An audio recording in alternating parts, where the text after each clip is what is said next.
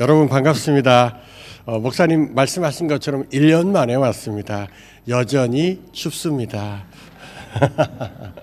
바깥이 또 따뜻한 것 같아, 햇빛이. 그래서 야, 참 밖이도 따뜻하다 이런 느낌 오랜만에 제가 받아봅니다. 여러분 너무 반갑고요. 오늘 말씀 제가 좀 고민했어요. 하나님, 제가 교회에서 말씀을 나눠야 되는데 어떤 말씀을 나눠야 합니까? 대부분 저는요, 사실 고민하지 않고 하나님께 기도합니다. 물론 여러분도 그러시겠지만 기도하는데 이번에는 좀 고민했습니다. 하나님 어떤 말씀을 나눠야 될지. 제가 나눌 말씀이 너무 많아가지고요. 네.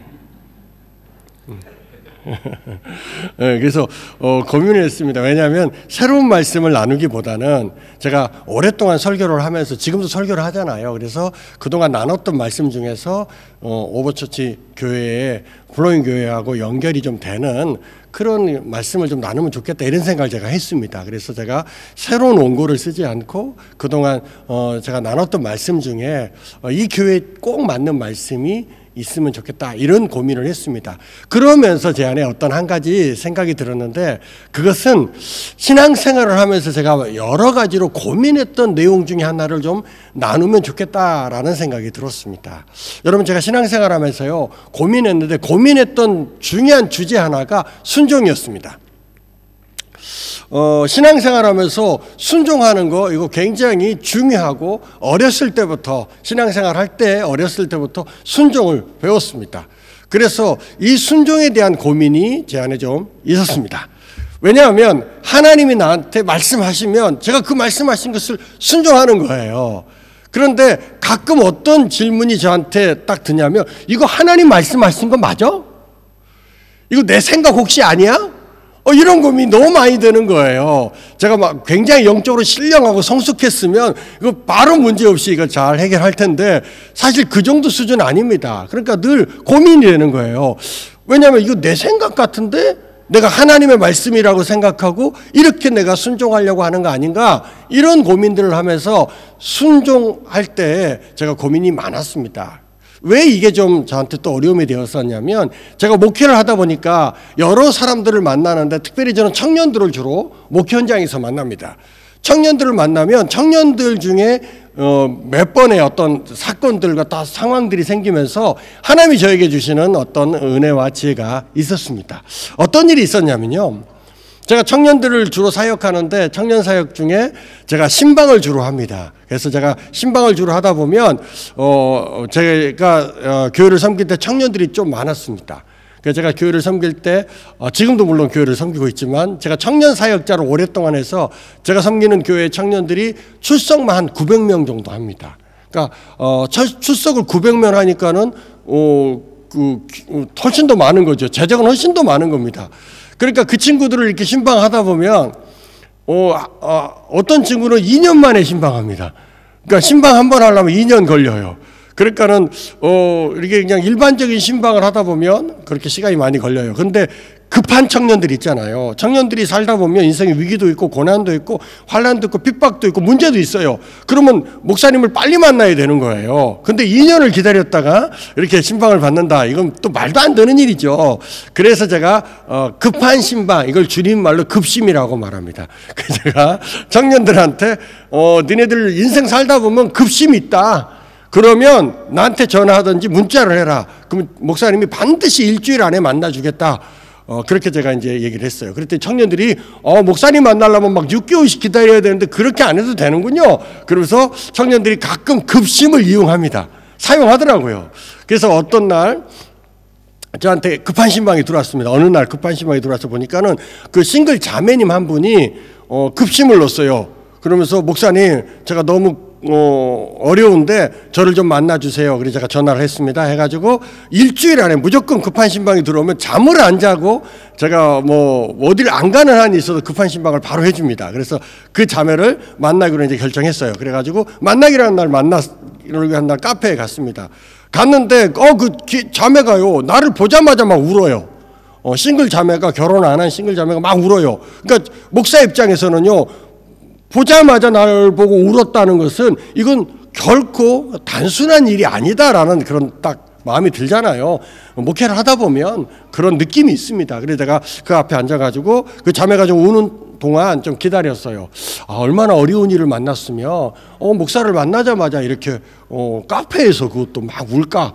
그래서 제가 좀 기다렸습니다. 기다리고 난 다음에 제가 그 자매한테 물었어요. 자매야, 어떤 어려운 일이 있냐, 얼마나 힘든 일이 있냐라고 물었어요. 그때 그 자매가 눈물을 닦으면서 저한테, 목사님, 우리 교회에 병호 형제 아시죠? 제가 병호입니다. 병호 형제 아시죠? 그랬더니 알지? 그 우리 교회 좋은 믿음의 청년이지. 그리고 청년 리더 그룹 중에 한 명입니다. 그 병호 형제 내가 잘 알지?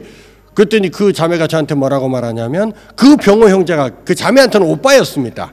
그 병호 오빠가 자기한테 지지난주에 찾아왔다는 거예요. 찾아와가지고 하나님의 음성을 듣고 찾아왔다는 거예요. 그리고 하나님이 뭐라고 말씀하셨냐면, 자기한테 하나님이 너랑 결혼하라고 말씀하셨다는 거예요. 제가 그걸 듣는데 너무 황당합니다. 그래서 근데 자매가 하나님의 음성을 듣고 결혼하라고 와서 말했으니 얼마나 이 자매도 황당하겠습니까? 근데 자매는요, 그 병호 오빠가 교회 좋은 오빠고 교회 오빠한 거는 좋아요. 그렇지만 한 번도 그 병호 오빠를 자기의 결혼 대상자, 배우자로 생각해 본 적이 없어. 그리고 정확하게 자기 스타일이 아니야. 뭐 아무나 결혼합니까? 자기가 좋아하는 형제랑 자매랑 결혼하지 뭐.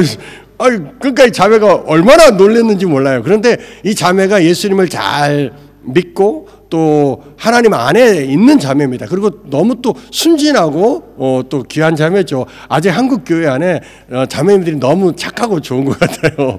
근데 이게 하나님 음성을 듣고 와서 자기한테 얘기한 거예요. 그러니까 이 자매가 이걸 어떻게 단칼에 거절하기가 어려운 거예요.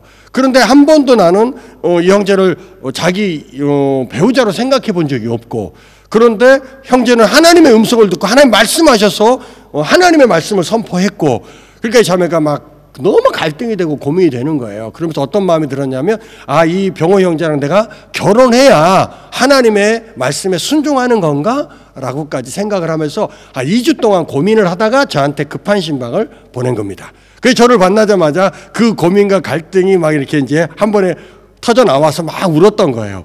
자매님이 앞에서 막 울고 있는데 제가 너무 웃긴 거예요, 솔직히.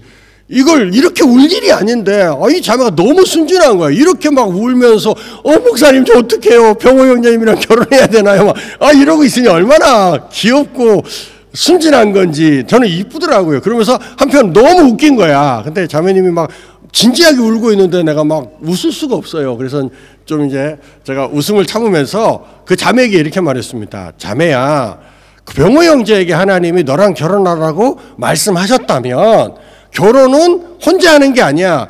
둘이 같이 하는 거야. 그러면 형제에게도 말씀하셨다면 너한테도 하나님 말씀하실 거 아니냐. 너 하나님 말씀 들었냐? 음성 들었냐? 그랬더니 자기는 안 들었다는 거예요. 그래? 그러면은 이번 주 주일날 교회 가서 병호 오빠를 만나라는 거야. 만나가지고 하나님이 병호 오빠한테 나랑 결혼하라고 말씀하셨다면 당사자인 나한테도 하나님 말씀하실 거라고. 그러면 그때까지 내가 이제 하나님 말씀 들을 때까지, 음성 들을 때까지 오빠 기다려. 그러면 된다고.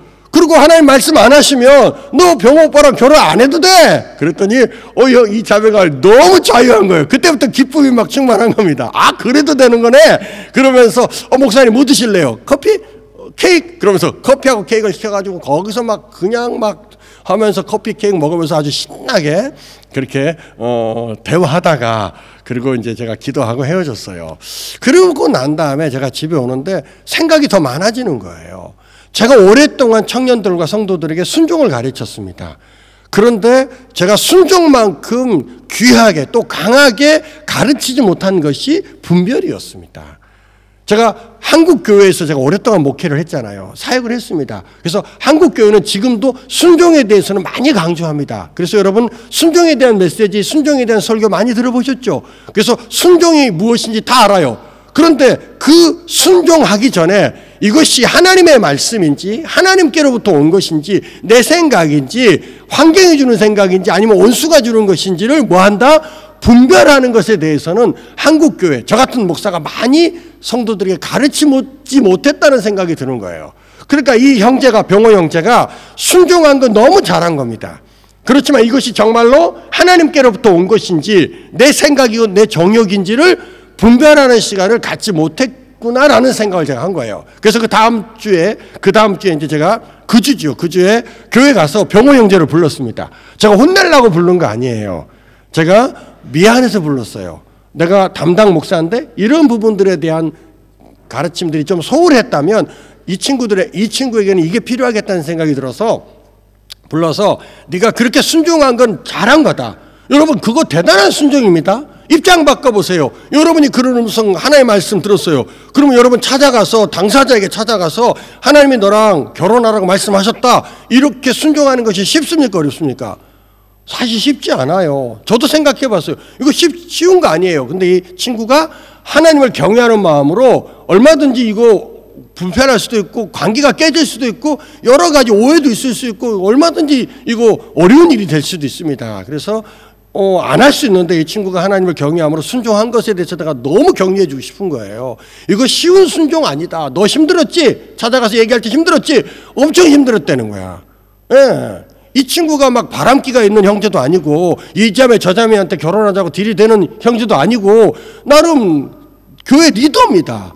예, 그리고 나름 신앙생활 잘하는 교회 오빠로 인정받는 친구인데 어느 날 갑자기 생뚱맞게 찾아가서 너랑 결혼하라고 하나님 말씀하셨다고 이대로 순종하는 것이 결코 쉬운 순종 아니다. 저는 그렇게 생각했어요. 그래서 그 형제를 아주 격려해 줬습니다. 그렇지만 너 혹시 이렇게 순종하러 가기 전에 이것이 네 생각인지 아니면 하나님의 말씀이고 하나님의 생각인지 너 분별하는 시간을 좀 구체적으로 가져봤냐라고 물었어요.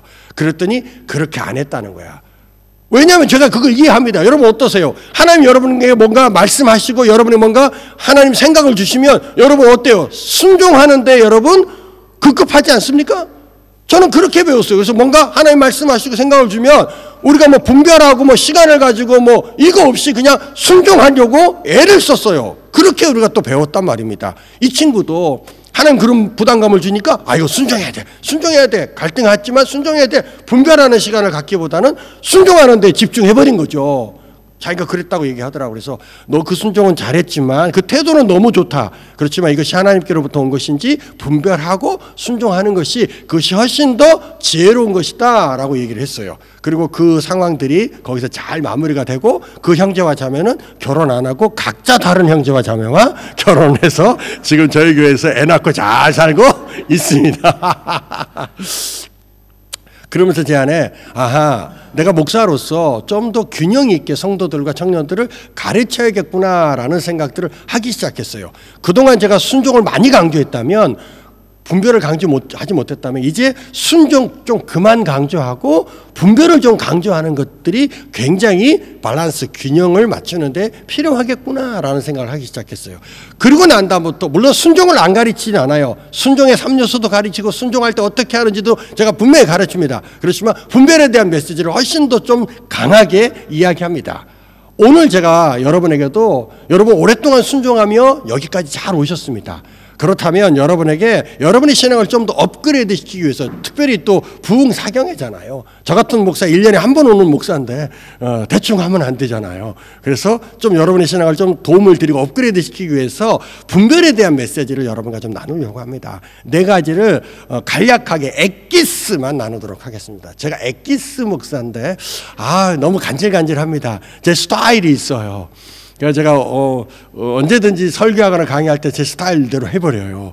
근데 여기는 워낙 그 남의 나라에서 내 스타일대로 하기가 어려워서 제가 엄청 절제합니다. 저를 판단하고 정죄하지 마시고 제 스타일이 있어요. 그래서 엑기스만 제가 4가지를 나누려고 합니다. 첫 번째, 여러분 하나님 말씀 들었잖아요. 이걸 하나님 음성 들었다. 또 하나님이 여러분 가운데 또 생각나게 하셨다. 이렇게 표현할 수 있겠죠. 그럼 분별하는 몇 가지 그 방법이 있는데 첫 번째는 말씀입니다. 여러분 하나님 음성 들었습니까? 하나님 말씀 들었어요? 그러면 이것이 하나님께로부터 온 것인지 내 정욕인지 원수가 지는 생각인지를 뭘로 분별하냐면 하나님의 말씀 성경 66권으로 분별합니다. 그러니까 우리 같은 그리스도인들이 이 하나님의 말씀을 읽고 듣고 배우고 묵상하고 훈련하는 것은 너무너무 중요합니다. 예, 그래서 오늘 본문에서도 영적인 것은 영적인 것으로 분별한다고 이야기하고 있지 않습니까? 하나님 우리에게 영적인 것들을 말씀하셨다면 우리는 하나님의 말씀으로 성경을 하나님 우리에게 주신 것들을 분별해야 될 필요가 있습니다. 그래서 분별할 때 가장 중요한 텍스트는 하나님의 말씀, 성경인 것들을 꼭 기억하시고 말씀을 잘 듣고 배우고 공부할 필요가 있습니다. 두 번째가 뭐냐면 두 번째는 내적인 확신입니다. 하나님 여러분 가운데 말씀하셨습니까? 이것이 내 생각인지 정욕인지 하나님의 말씀인지를 내적 확신을 통해서 분별하는 거예요. 이건 어렵지 않아요. 여러분 다 경험해 봤을 겁니다. 하나님 나한테 말씀하셨어요? 내가 하나님 성 들었습니다. 순종하면 내가 손해를 보기도 해요. 어려운 일을 만나기도 하고 오해를 사기도 하고 또는 핍박을 받을 수도 있습니다. 그런데 이거 순종하면 어려운데 내 안에 감출 수 없고 숨길 수 없는 기쁨과 위로와 평강과 감사와 소망이 있어요. 여러분 그런 경험 있습니까? 예. 오늘 뒤에 많이 있군요. 뒤에. 네. 우리 아이를 축복합니다. 헌화식 너무 좋은 것 같아요. 유아설에 어설프게 하는 것보다는 헌화식. 왜냐하면 제가 솔직하게 말씀드릴게요. 이렇게 헌화식을 하는 건 제가 처음 봤어요. 제가 목회를 많이 하면서도 돌아다니면서도 헌화식은 처음 보고 제가 장로교단이나 성결교단에서도 유아 세례를 주로 하지 헌화식은 안 하는데 헌화식을 하고 그리고 제가 정말 감사한 거는 제가 코이노냐 좀 이따 설명할 건데 여기서 그게 이루어지는 거예요. 그러면서 한 사람 부모만 서약하는 게 아니라 이렇게 저도 배웠어요 지금. 회중들도 다 일어나게 해서 손을 들고 이 아이와 함께 공동체가 이 아이를 섬기고 보호하고 이 아이와 함께 가겠다는 이건 굉장히 좋은 것 같아요. 이게 뉴질랜드 정서인가 이게? 왜 한국은 이런 정서가 없지? 한국은 그냥 세례 유아 세례 주고 그냥 끝내버리거든요. 꽃다발 하나 주고 끝내버리거든요. 근데 훨씬 더 의미가 있고 가치가 있는 헌화식을 해야겠구나 이런 생각을 제가 참 많이 하게 됩니다. 만약에 제가 목회를 한다면 저는 유아 세례를 팽개치고 헌화식을 하도록 하겠습니다. 예. 근데 제가 목회할 가능성은 없을 것 같아요. 그러니까 이게 너무 좋은 거예요. 예.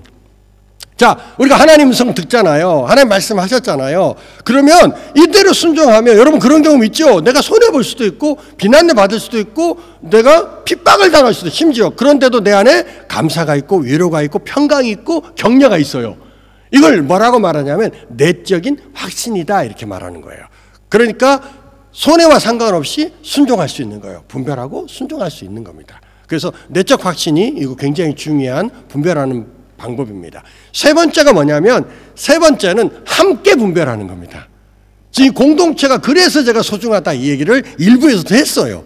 근데 2부의 헌화식을 보면서 정말 소중하다는 생각을 제가 더 하는 거예요. 함께 분별하는 것입니다. 여러분 하나님의 말씀을 들었습니까? 하나님의 음성 들었어요? 또 하나님 여러분 가운데 말씀하신 것들이 있어요?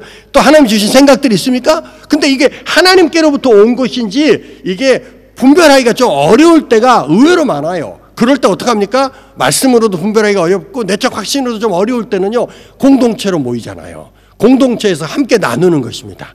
예, 소그룹에서 나누든지 구역에서 나누든지 담당 교육자와 함께 나누든지 함께 나누세요. 나누고 같이 분별하면 훨씬 더 안정적이고 안전합니다. 그래서 함께 공동체가 나누는 것이 무엇보다도 중요합니다. 특별히 예수 믿는 부부들은요 제가 절대적으로 권면하는 거예요. 예수 믿는 부부들은 함께 부부가 나눠야 됩니다. 그리고 함께 분별해야 될 필요가 반드시 있어요. 근데 혹시 남편이 예수를 안 믿어요. 아내가 예수를 안 믿습니다. 그러면 이 영적인 것을 함께 나눌 수가 없는 거죠. 그래서 부부가 함께 가족 전체가 예수를 믿고 신앙생활을 하는 것이 그만큼 의미가 있고 가치가 있습니다. 예, 믿지 않는 부부가 만약에 남편이나 아내가 믿지 않으면 같이 이 영적인 것들을 나눌 수는 없겠죠. 하지만 믿는 부부라면 여러분 꼭 부부는 함께 이걸 나누고 여보 하나님이 나한테 지금 이런 생각을 줬는데 이것이 하나님께로부터 온 생각인지 여보 함께 분별해줘 함께 기도해줘 이거 얼마나 겸손합니까? 그러면서 부부가 영적으로 하나가 되는 거예요. 제가 가끔 저희 집사람이 저한테 찾아와요. 뭐 찾아온다니까 우리가 따로 사는 건 아니에요. 그러네 좀 이상하네. 찾아온다니까 우리가 뭐 따로 사는 거 그건 아니고 같이 살아요. 찾아오는데 저희 집사람이요 꿈을 잘 꿔요. 그래서 꿈을 꾸면요 저한테 가끔 찾아와요. 그러면서 제가 성령 강의를 주로 하거든요.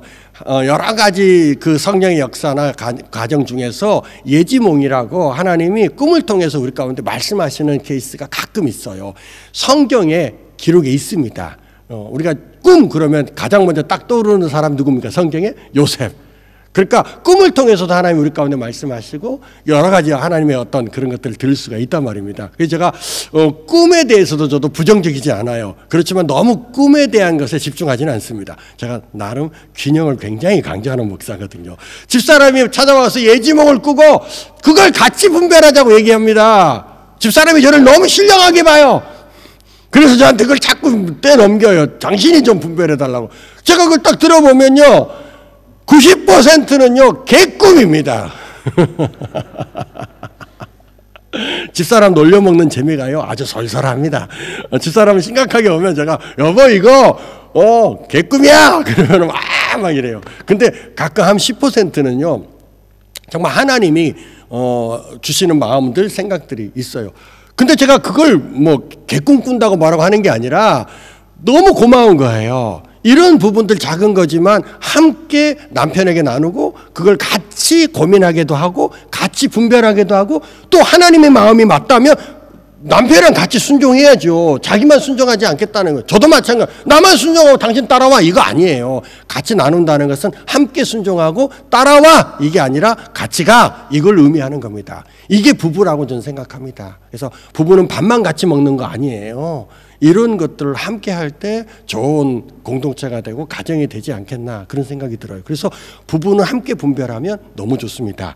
그리고 공동체가 같이 부부도 같이 하지만 공동체 여기 모여가지고 얼마나 좋습니까? 이 공동체가 함께 나누는 것은 같이 분별하고 같이 결정하는 것은 이건 굉장히 복음적이다 이렇게 생각합니다.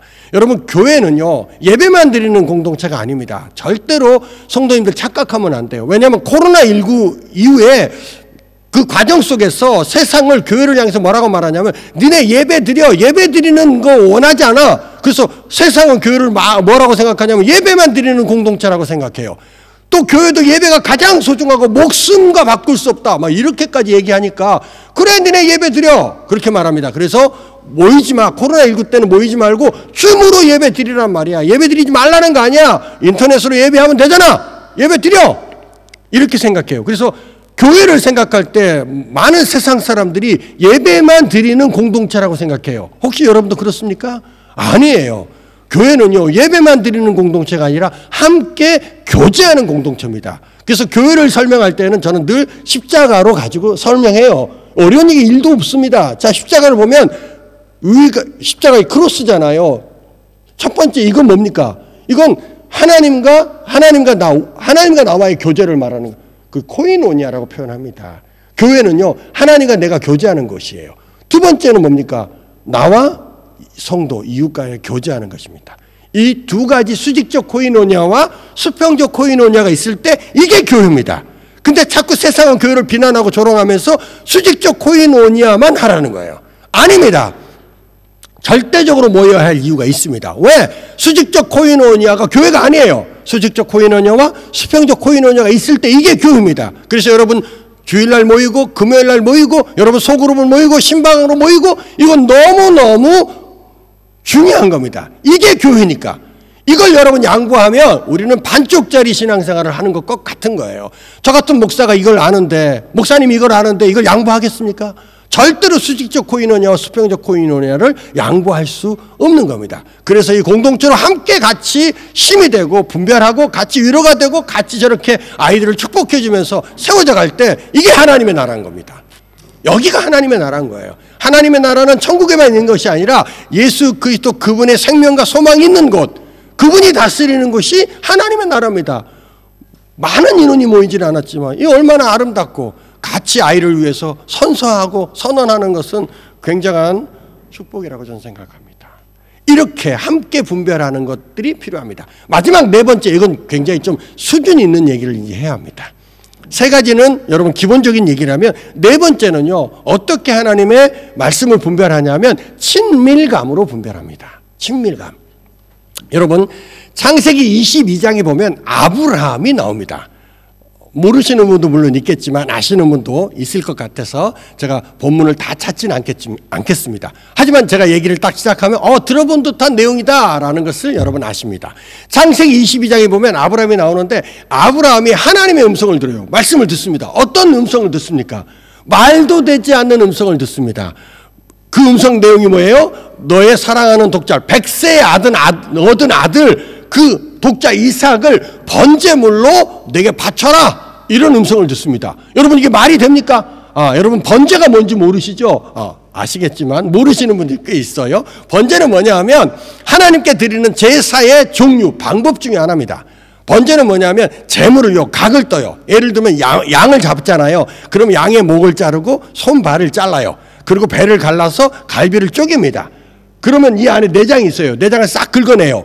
그래가지고 그걸 각을 떴다고 말합니다. 그렇게 각을 뜬 제물을 나무 단 위에 올려놓고 밑에서 불을 질러요. 그래서 완전히 태워서 하나님께 드리는 제사의 종류가 번제입니다. 지금 누구를 100세에 얻은 이삭을 100세에 얻은 아들 이삭을 이런 번제물로 하나님 바치라고 합니다. 이게 말이 됩니까?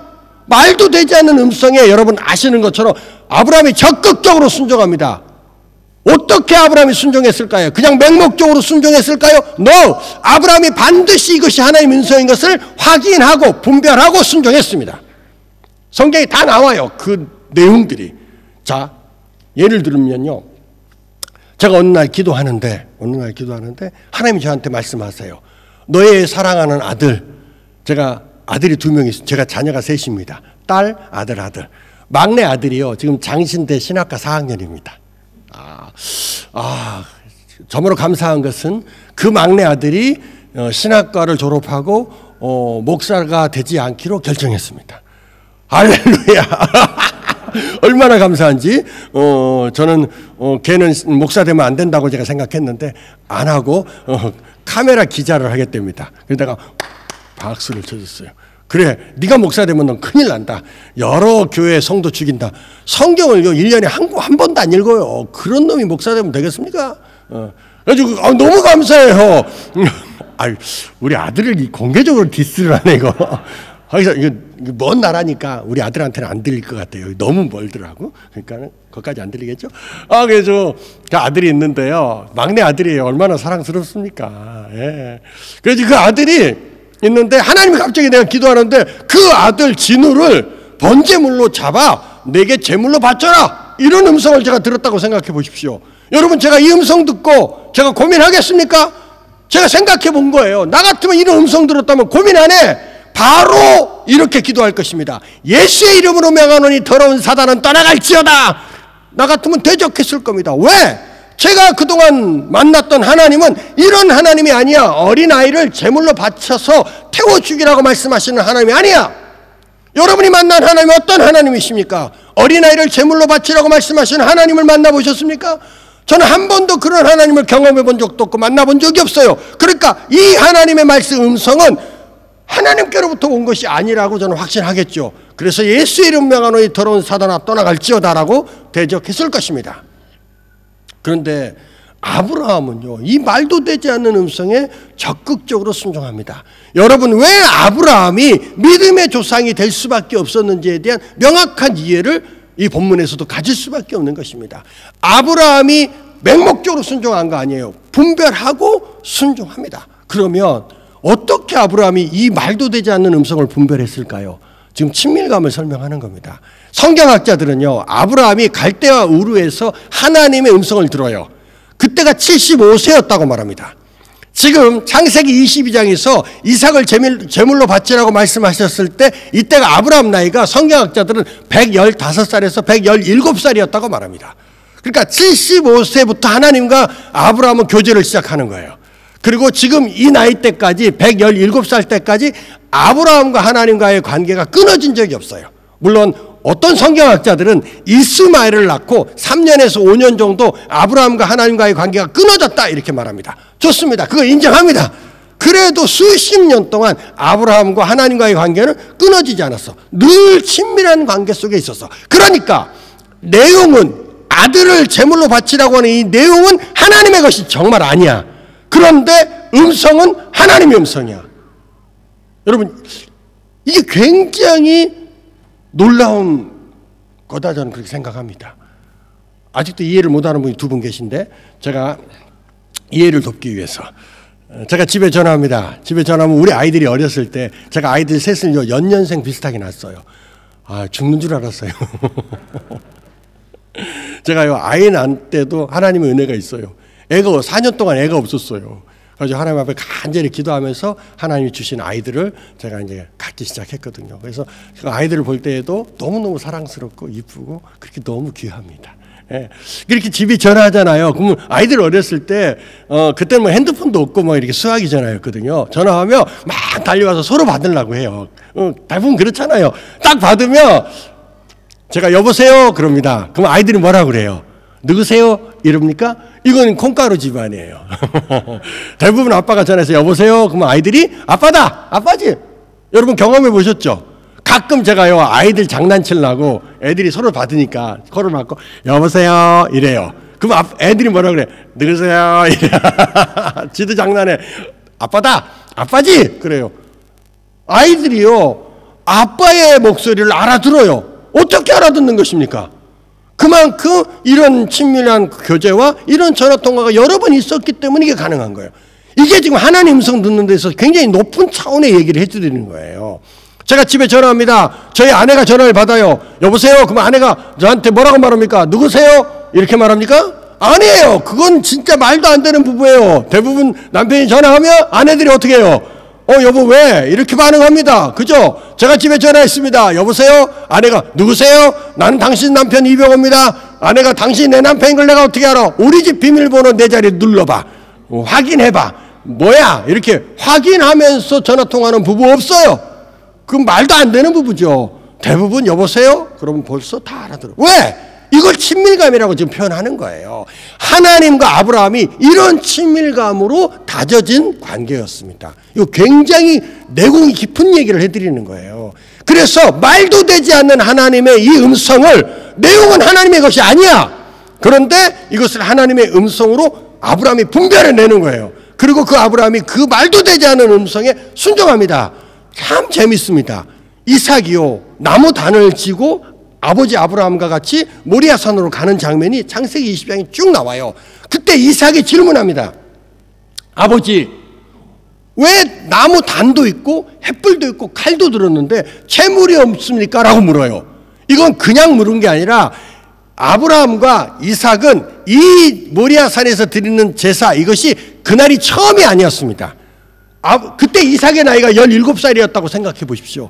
10년 가까이 아버지와 함께 아버지가 늘 하나님께 예배하고 우리는 예배라고 하지만 그때는 제사였으니까 제사하고 예배했단 말입니다. 그때마다 이삭이 함께 했어요. 17살짜리입니다. 그냥 어린애 아닌 거예요.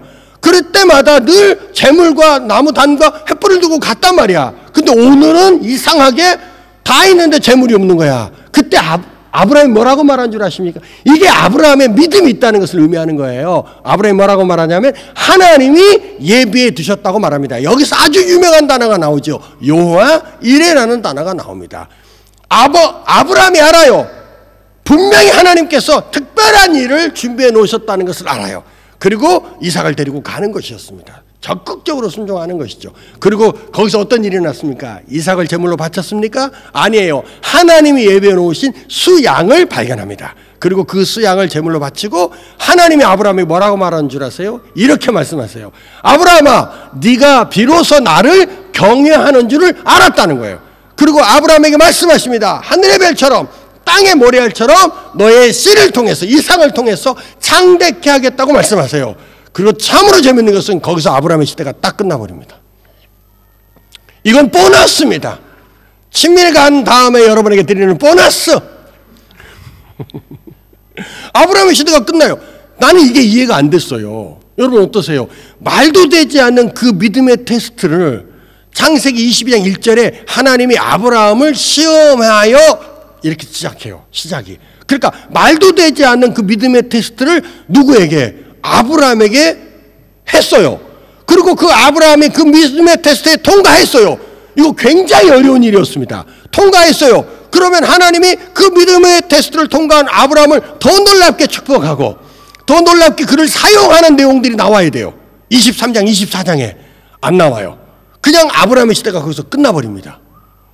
제가 그게 의아한 거야. 야, 이런 놀라운 믿음의 테스트를 통과한 아브라함을 하나님이 더 놀랍게 쓰지 않고 거기서 끝냈어. 그때 갑자기 어떤 생각이 드냐면 이거 아브라함이 아닌 거 아니야? 이런 생각이 처음으로 들었어요. 그때 처음으로 이거 아브라함 테스트가 아니네. 이거 누구 테스트입니까? 생각 안 해보셨죠? 이삭을 향한 하나님의 테스트였어요. 네.